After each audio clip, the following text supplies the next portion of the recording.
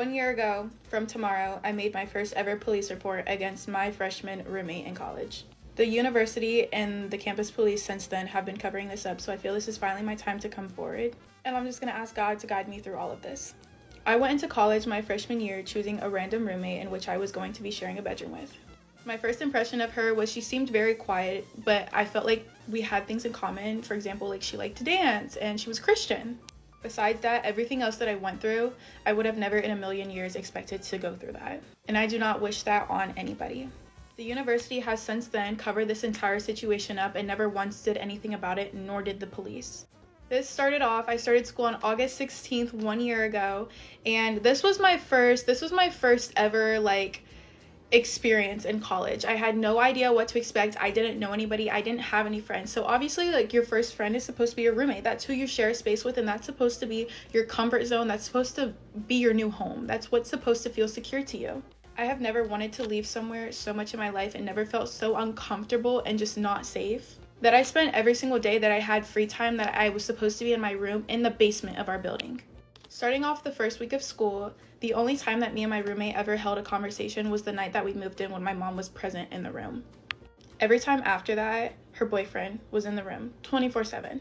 I never got privacy to begin with, so obviously this was my first issue.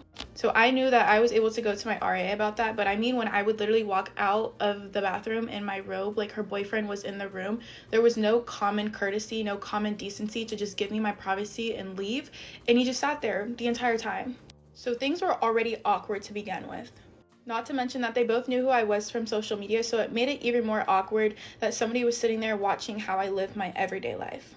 But I had nowhere else to go because I didn't know anybody and I didn't have any friends. So I would literally take my butt and venture out of my room around a university that I had no clue where I was going just because I felt so unsafe in my room the first few days with my roommate and her boyfriend. And I feel as though she purposely made it awkward for me because I was so welcoming. I let her know when I was leaving. I let her know, hey, I'm going to hang out with my friends. I'll be back later, blah, blah, blah. And it was just like, okay. Like there was nothing. There was no conversation and I tried. So at this point, I'm like, bro, this girl she just doesn't like me.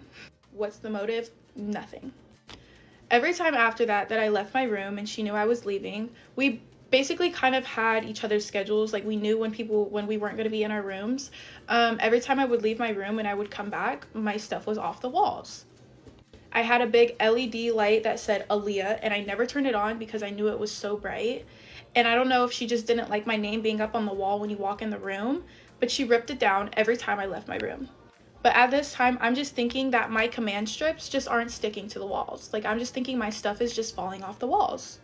So every time I come back in my room and she's literally sitting there watching me, watching my reaction, I put my stuff back up on my walls and I carry on with my day. And every time I leave again, the same stuff is back down. I had plants hanging in my room. I had a whiteboard in my room. I had my LED light. All of that was down on the ground. This happened every single day and every time I left my room. And I cannot express how crazy I felt in the head that I was given every single sign these few weeks that I let this go on, and I never once thought that it was her. She seemed so quiet. She seemed very mature. She seemed nice. She preached to be a Christian girl. She was in a sorority, and I'm just like, there's no way it's her. Like, this stuff just isn't sticking to my walls. And this is when I tell you guys to always believe your gut.